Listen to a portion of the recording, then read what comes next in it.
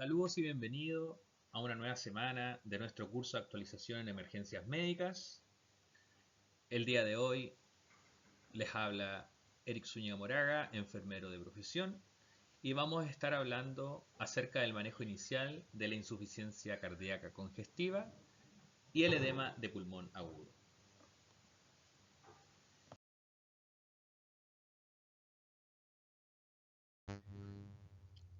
La insuficiencia cardíaca es un síndrome de disfunción ventricular. Cuando la insuficiencia ventricular es en el lado izquierdo, causa disnea y fatiga, mientras que la insuficiencia ventricular del lado derecho va a promover la acumulación de líquido en los tejidos periféricos y el abdomen. Los ventrículos pueden verse involucrados en forma conjunta o por separado. El diagnóstico inicial se basa en la evaluación clínica y se confirma con la radiografía de tórax, ecocardiografía y medición de las concentraciones plasmáticas de péptido natriutérico. La insuficiencia cardíaca afecta alrededor de 6.5 millones de personas en los Estados Unidos y se informa que más de 960.000 casos nuevos ocurren todos los años. Alrededor de 26 millones de personas están afectadas por esta patología. Algunas de las definiciones de la insuficiencia cardíaca son a veces llamada insuficiencia cardíaca congestiva. Se produce cuando el músculo del corazón no bombea la sangre tan bien como debería hacerlo. Cuando esto sucede, la sangre a menudo va a retroceder y el líquido se puede acumular en los pulmones, lo que causa la falta de aliento.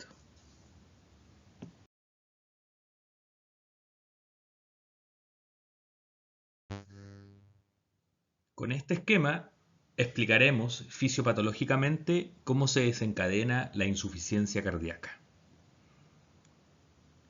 Primero, vamos a evidenciar que mantendremos una sobrecarga de presión, aumentando la poscarga. Vamos a tener una sobrecarga de volumen, lo cual conlleva aumentar la precarga. Y además se genera el daño primario del miocardio, disminuyendo la contractibilidad, la fuerza de nuestro corazón para bombear la sangre que se necesita. Esto va de la mano a que se genere la falla de la bomba cardíaca, disminuyendo el gasto cardíaco y apareciendo lo que normalmente vemos en nuestros pacientes, que es la disnea y la fatiga. ¿Cómo actúa nuestro cuerpo? Primero, se estimula el sistema nervioso simpático, aumentando la taquicardia, aumentando la contractibilidad, generando cambios en el tono venoso, generando cambios en el tono arterial. Si aumenta la contractibilidad, aumenta el volumen de expulsión de sangre. Si hay cambios en el tono venoso, aumenta la presión venosa. Y esto se explica por la ley de Frank-Starling, lo cual conlleva a un aumento de la presión hidrostática capilar, generando el edema de pulmón periférico y la congestión hepática. Si evidenciamos cambios en el tono arteriolar, lo que ocurre es que aumenta la resistencia periférica. A nivel de la restricción del flujo sanguíneo regional, se producen cambios compensatorios en el aspecto renal, en dos ámbitos básicamente, en el área hormonal y en el área hemodinámica.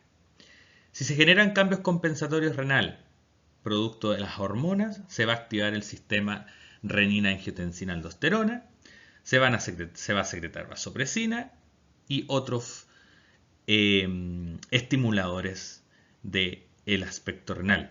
Además, se producen efectos de disminución del flujo sanguíneo renal y además disminuye el volumen de filtración glomerular.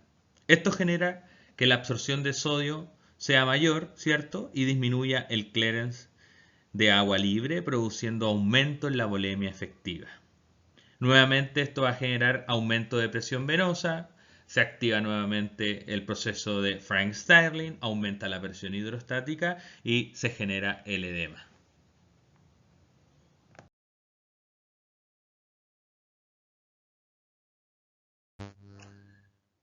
Cuando la patología está desencadenada, nuestros pacientes van a presentar signos y síntomas. Algunos van a ser típicos, algunos van a ser menos típicos, algunos van a ser más específicos y otros van a ser menos específicos al momento de evaluarlos. Si revisamos la tabla número 1, nos damos cuenta que dentro de los síntomas más típicos encontrados en nuestro paciente, en la insuficiencia cardíaca, vamos a encontrar que la disnea, la ortopnea o la disnea paroxística nocturna van a ser muy evidentes y nuestros pacientes lo van a referir al momento de la evaluación. Dentro de los signos más específicos, por ejemplo, encontraremos presión venosa yugular elevada, reflujo hepatoyugular, un tercer ruido al momento de la auscultación, un impulso apical desplazado lateralmente o un soplo cardíaco. Si hablamos de síntomas menos típicos, algunos pacientes van a referir que tienen tos nocturna, se ausculta una sibilancia, hay una ganancia de peso mayor a 2 kilos por semana o una pérdida de peso cuando ya la insuficiencia cardíaca está avanzada. Y dentro de los signos menos específicos ya tendremos edema periférico, crepitantes pulmonares, signos de derrame pleural, taquicardia, pulso irregular y ya básicamente encontraremos a un paciente que está hemodinámicamente inestable con criterios de gravedad elevados. Para que nosotros podamos clasificar la insuficiencia cardíaca, nos vamos a basar en los criterios de Framingham. Así ustedes pueden revisar en la tabla que está a su mano derecha. Dentro de los criterios encontrados se clasifican en criterios mayores como criterios menores. Los criterios mayores van a ser disnea paroxística nocturna, ingurgitación yugular, estertores, cardiomegalia, edema agudo de pulmón y el tercer tono. Si hablamos de los criterios menores, encontraremos que existe edema de miembros inferiores, hay tos nocturna, sobre todo cuando el paciente lo refiere en la consulta, hay disnea de esfuerzo, hay hepatomegalia, derrame pleural, capacidad vital menor a 1/3 de la prevista y hay una taquicardia mayor a 120. Estos criterios son utilizados para que se pueda clasificar el nivel de la insuficiencia cardíaca en nuestros pacientes. Esto ocurre cuando, si hay dos criterios mayores o un criterio mayor y dos criterios menores, ya se puede diagnosticar la insuficiencia cardíaca.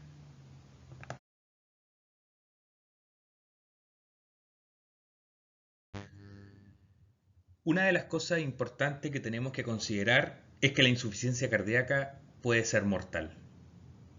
Muchas veces la insuficiencia cardíaca puede tener síntomas graves. Algunas personas pueden necesitar un trasplante de corazón o un dispositivo que ayuda al corazón a bombear sangre. Para que entendamos y tengamos más claro cuáles son los signos y síntomas de la insuficiencia cardíaca, en esta imagen podemos ver signos y síntomas basados en la insuficiencia, de dónde va a ocurrir la insuficiencia cardíaca. Esto puede ser derecha o izquierda.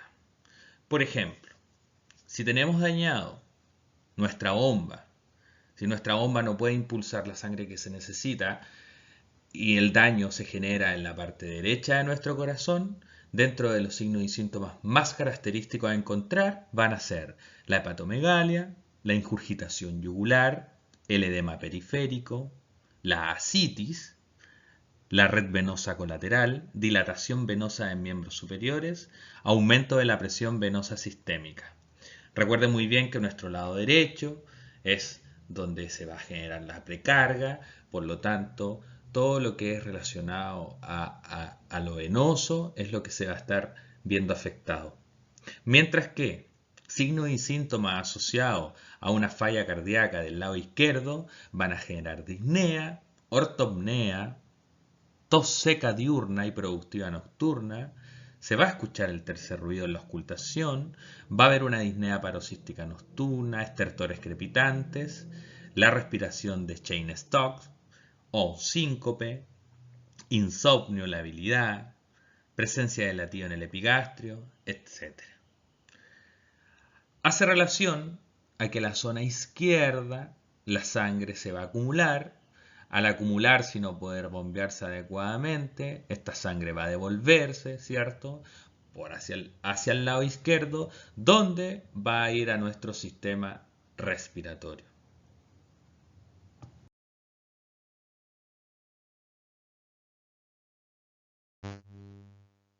Los hallazgos en la evaluación clínica, por ejemplo, los que vimos anteriormente, como disnea o fatiga durante el ejercicio, la ortopnea, el edema, la taquicardia, etc., sugieren que probablemente el paciente esté cursando una insuficiencia cardíaca, pero habitualmente no se van a manifestar en el periodo inicial de la enfermedad.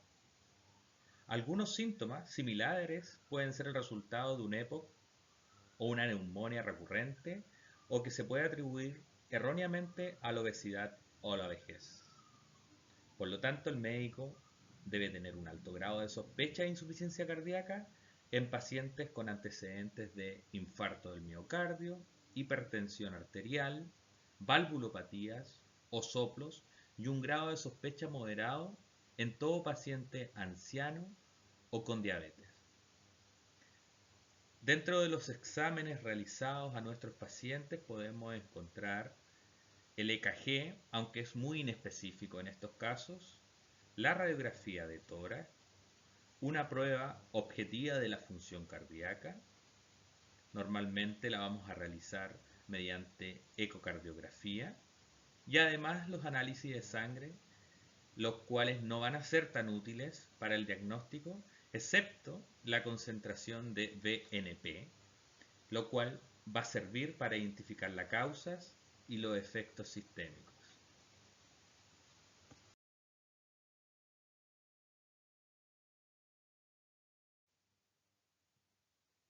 En la radiografía de tórax podemos sospechar de insuficiencia cardíaca en presencia de agrandamiento de la silueta cardíaca, como lo vemos en esa imagen. Además podemos observar derrame pleural, líquido en la cisura mayor y líneas horizontales en la periferia de los campos pulmonares posteriores e inferiores. Estos signos van a reflejar la elevación crónica de la presión en la aurícula izquierda y el engrosamiento crónico de los tabiques intralobulares debido al edema. También podemos hallar congestión venosa del lóbulo superior del pulmón y edema intersticial o alveolar.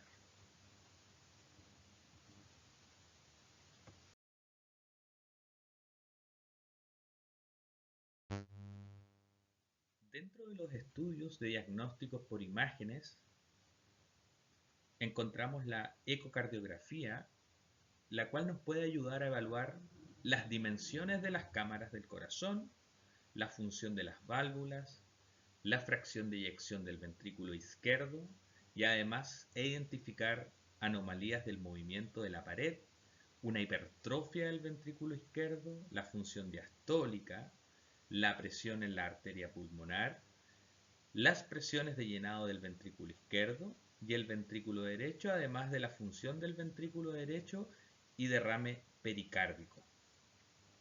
Otro de los estudios diagnósticos a realizarse para los pacientes con sospecha de insuficiencia cardíaca es la gammagrafía. Esta puede contribuir a la evaluación de la función sistólica y diastólica. Puede evaluar la presencia de infartos del miocardio previos e isquemia inducible a la hibernación miocárdica. Además, la resonancia magnética cardíaca nos va a proporcionar imágenes de las estructuras cardíacas y se usa cada vez más en el ámbito médico. La resonancia magnética cardíaca con imágenes tardías también es útil para evaluar la causa de la enfermedad miocárdica y para detectar fibrosis miocárdica focal y difusa.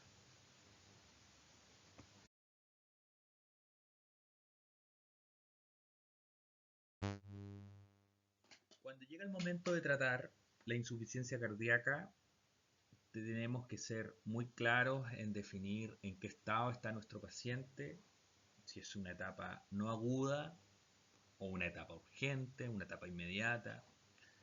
Por lo tanto, dentro de las indicaciones de una insuficiencia cardíaca no aguda, el médico normalmente va a generar cambios en dieta y cambios en el estilo de vida, va a tratar la causa de la patología, va a indicar una terapia farmacológica o a veces va a indicar la instalación de dispositivos como cardiodesfibriladores o terapia de resincronización cardíaca. Además de esto, si la falla es compleja, lo más probable es que en ocasiones se requiera trasplante cardíaco y generar una atención multidisciplinaria en las diversas áreas de atención de salud. Dentro de este esquema vamos a identificar el manejo de la insuficiencia cardíaca en la fase aguda. Por lo tanto, cuando llega un paciente con una insuficiencia cardíaca en etapa aguda, nosotros tenemos que identificar si el paciente está llegando en una etapa de shock cardiogénico o si la insuficiencia es de base respiratoria. Inmediatamente la clasificaremos como una etapa urgente, por lo tanto nuestro paciente va a requerir inmediatamente una terapia farmacológica de soporte, un soporte ventilatorio y lo más probable un dispositivo de asistencia ventricular. Si es que nuestro paciente no está en un estado de shock cardiogénico o tampoco viene con una insuficiencia respiratoria evidente, vamos a identificar los factores que son descompensantes para nuestro paciente. Acá nosotros vamos a determinar que el paciente está en una etapa inmediata, por lo tanto tengo entre 60 a 120 minutos para comenzar inmediatamente a atender a mi paciente. Y dentro de los factores descompensantes vamos a identificar si es basado en un síndrome coronario agudo la patología, si se genera por una emergencia hipertensiva, si encontramos que hay arritmia, es importante acá el uso de electrocardiograma, si hay causas mecánicas, embolia pulmonar o una infección que esté generando esta insuficiencia. Por lo tanto, el inicio tiene que ser inmediato y tiene que ser de tratamiento específico. Ahora, ¿cuáles son los principales fármacos y dosis en el tratamiento de la insuficiencia cardíaca? La verdad es que estas son solo referencias, por lo cual ustedes tienen que basarse en sus protocolos de atención, revisarlos, analizarlos y solicitar modificaciones si se requieren. Pero dentro de los fármacos más utilizados van a ser los grupos de los inhibidores de la enzima convertidora de la angiotensina, captopril, enalapril, lisopronil, etc., con sus dosis adecuadas según el horario, ¿cierto? Y además el mantenimiento de estas dosis. Vamos a utilizar diuréticos, estos van a ser del ASA como la furosemida, la toracemida, ¿cierto? O ahorradores de potasio como la espironolactona. Además vamos a utilizar bloqueadores beta, carvedilol, todo lo que termina en nol, bisoprolol, y digitálicos, digoxina. Además de los antagonistas de los receptores de la angiotensina, como es el losartán.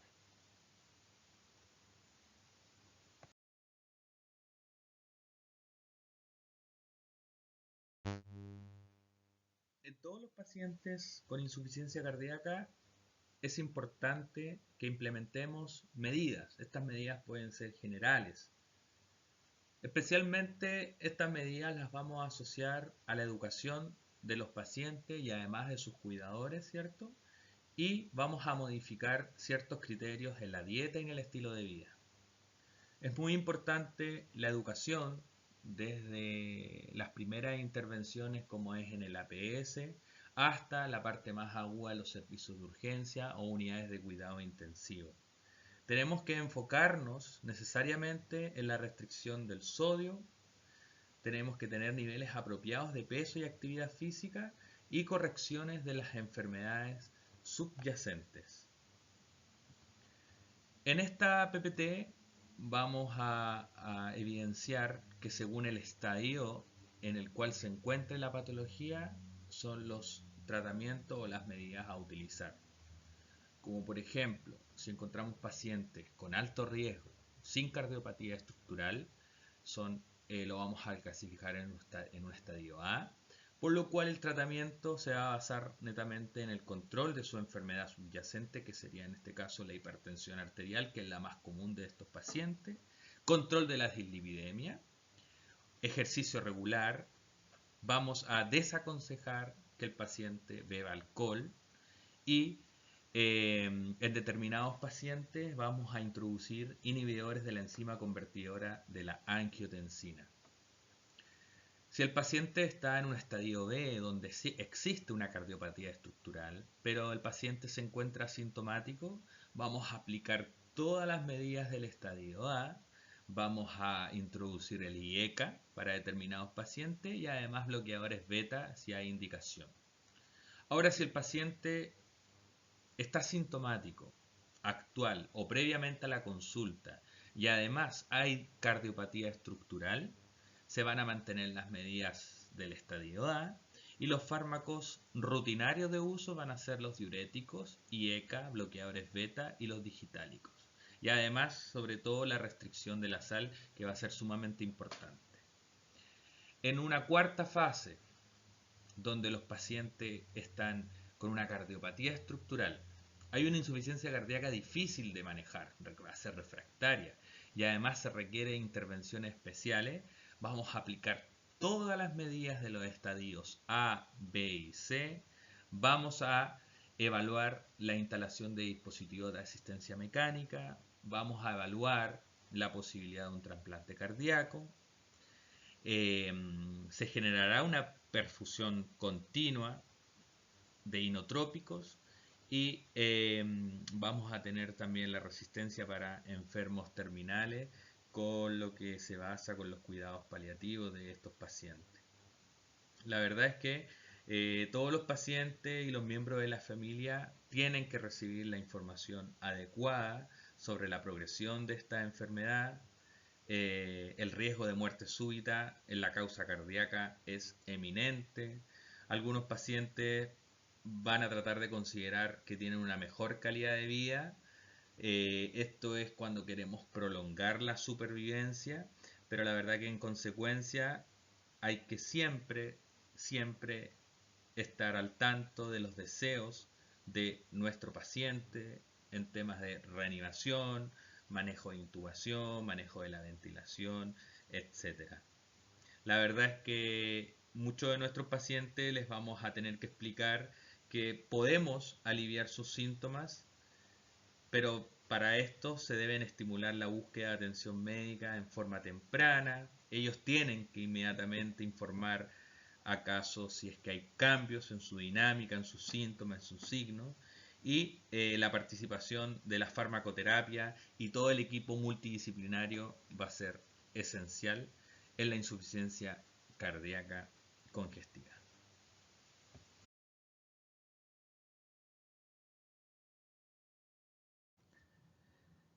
En la siguiente presentación vamos a hablar acerca del edema de pulmón, lo cual va correlacionado con la insuficiencia cardíaca.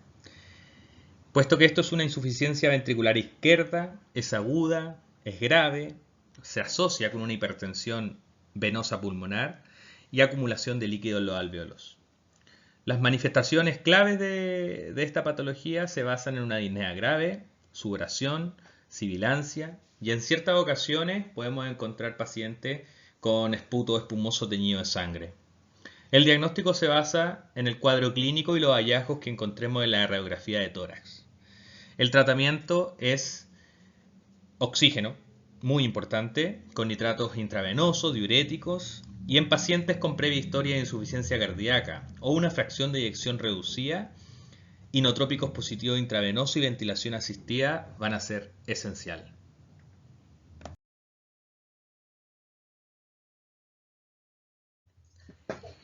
La definición de edema pulmonar será la presencia de líquido en los espacios extravasculares, intersticial y alveolar, del pulmón en cantidad superior a la fisiológica, que serían nuestros 500 ml. Al explicar esto, tenemos que entender que cuando las presiones de llenado del ventrículo izquierdo aumentan en forma súbita, el líquido plasmático se desplaza rápidamente desde los capilares pulmonares hacia los espacios intersticiales y los alveolos. Esto va a generar el edema de pulmón. Las causas que desencadenan el edema de pulmón van a ser variadas. Algunas de estas serán correlacionadas a una isquemia coronaria aguda. Algunos pueden ser por una descompensación provocada por una insuficiencia cardíaca o incluso una insuficiencia cardíaca con fracción de eyección preservada. ¿Secundaria a qué cosa? A una hipertensión arterial. Y el resto de las patologías que pueden desencadenar el edema pulmonar van a ser la arritmia, las valvulopatías agudas o la sobrecarga aguda de volumen generada por la infusión de líquidos intravenosos.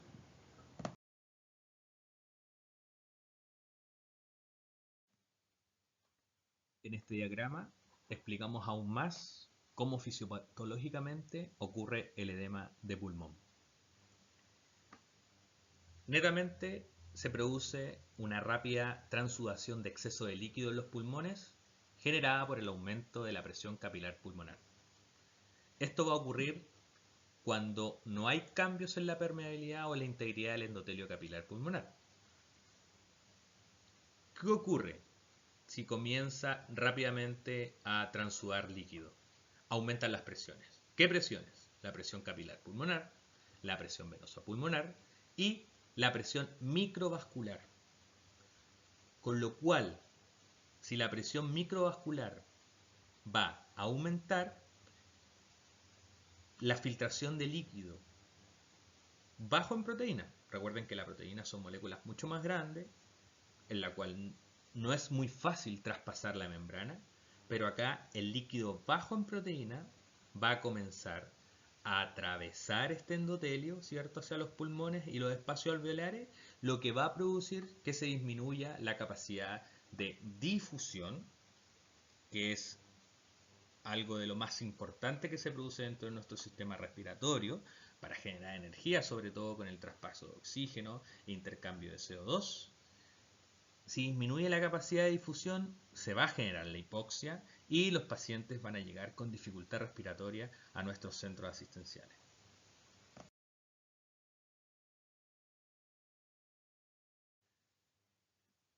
Los pacientes que ingresan a los servicios de urgencia y que posteriormente serán diagnosticados con edema de pulmón, normalmente consultarán por una disnea extrema, una agitación y ansiedad.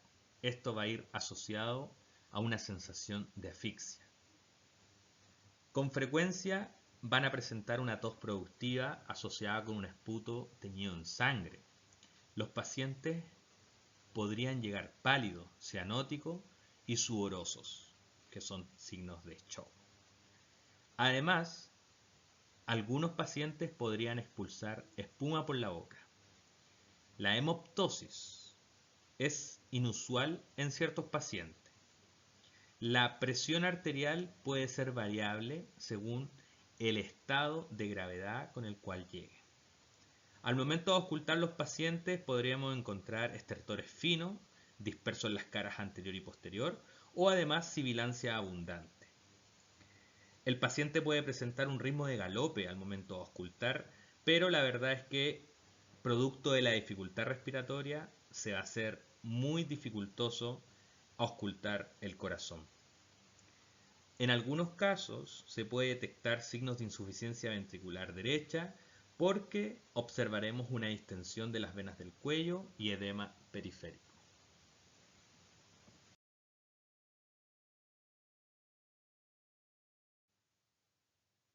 Para el diagnóstico del edema de pulmón nos vamos a enfocar en una evaluación clínica, la cual va a revelar disnea intensa y estertores pulmonares. El médico solicitará radiografía de tórax, electrocardiograma, gases en sangre, algunos marcadores cardíacos y cualquier otra prueba para identificar la etiología según se considere necesario. Recordar que el edema de pulmón es una patología grave, aguda y que necesita supervisión eminente. Por lo tanto, pasar a estos pacientes a unidades de cuidados críticos puede ser esencial. Algunas de las medidas generales, farmacológicas como no farmacológicas, van a ir asociadas a canalizar vías venosas periféricas, monitorización cardíaca y pulsioximetría, sondaje vesical y medición de la diuresis, que va a ser muy importante, apoyo de la oxigenoterapia para prevenir y tratar la deficiencia de oxígeno, llamada la hipoxia, ¿cierto? Además de administrar farmacológicamente fármacos diuréticos como la furosemida intravenosa o manejo del dolor con morfina. Si nos enfocamos en la función de la presión arterial, consideremos que si un paciente ingresa o se mantiene con una presión arterial sistólica por debajo de 85 milímetros de mercurio, tenemos que añadir un inotrópico no vasodilatador como es la noradrenalina. Al contrario, si los pacientes se presentan o se mantienen con presiones arteriales sistólicas por sobre 110 milímetros de mercurio, tenemos que considerar la vasodilatación con fármacos como la nitroglicerina. A posterior de esto, evaluamos la respuesta de nuestros pacientes. Si nuestros pacientes no mejoran, si nuestros pacientes se mantienen con un bajo nivel de conciencia y su escala de Glasgow va disminuyendo, tenemos que valorar la necesidad de intubación orotraqueal. Previo a esto, si los pacientes tienden a una mejoría o mantienen la calidad aguda de la patología, podemos iniciar desde ya con una ventilación mecánica no invasiva.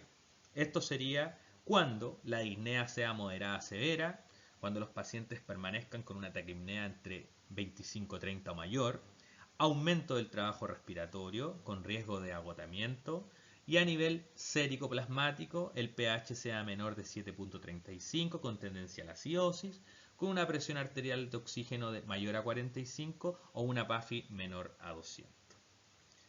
¿Cuáles serían las contraindicaciones de una ventilación mecánica no invasiva?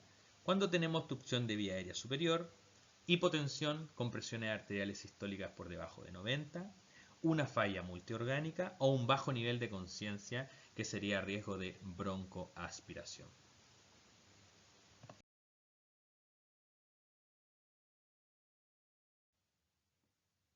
Nuevamente, este otro diagrama hace referencia a las medidas generales a proporcionar a nuestros pacientes cuando se sospecha de un edema de pulmón o se diagnostica con las pruebas solicitadas anteriormente. Importante, la posición cabecera en 45 grados, posición Fowler o semi-Fowler, aportando oxígeno para que nuestro paciente sature por sobre el 94%. Mantener vías venosas permeables, periféricas, con un monitoreo electrocardiograma permanente y la medición de la diuresis de forma permanente o según el protocolo de la unidad. Al momento de tomar la presión arterial, podemos encontrarnos en estos tres estadios: pacientes normotensos, donde la nitroglicerina, la furosemida, la morfina van a ser esenciales para el tratamiento de estos pacientes, o pacientes que pueden estar con una hipertensión, donde será asociado fármacos como captopril o nitroprusiato, o pacientes en su estado de hipotensión, donde drogas vasoactivas como la dopamina serán utilizadas en estos casos.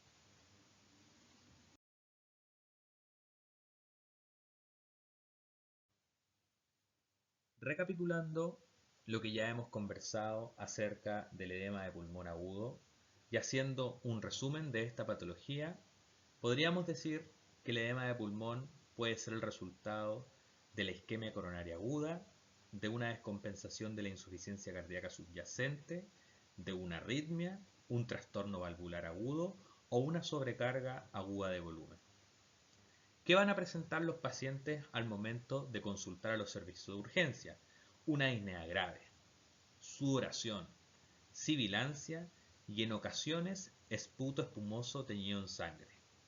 Lo esencial para el diagnóstico del edema de pulmón va a ser el examen clínico y la radiografía de tórax, la cual suele ser suficiente para el diagnóstico. En ciertos casos, el médico puede solicitar un electrocardiograma o marcadores cardíacos, como también una ecocardiografía, para realizar e identificar la causa subyacente. ¿Qué va a ser lo esencial al momento de tratar el edema de pulmón? Tratar la causa. Eso va a ser lo primordial. Además de aportar al paciente con oxígeno, administrar medidas farmacológicas, como es el caso de la furosemida o nitratos intravenosos, según sea necesario el caso, o usar inicialmente asistencia ventilatoria no invasiva. Pero si la condición del paciente es agravante o involuciona durante el estadio en el servicio de urgencia, va a ser necesaria la intubación traqueal o la ventilación asistida. En esta presentación he dejado 3 diagramas, los cuales van muy correlacionados con el tratamiento farmacológico o no farmacológico que ustedes pueden seguir aportando según su protocolo de atención para el caso del tratamiento del edema de pulmón. Muchas gracias.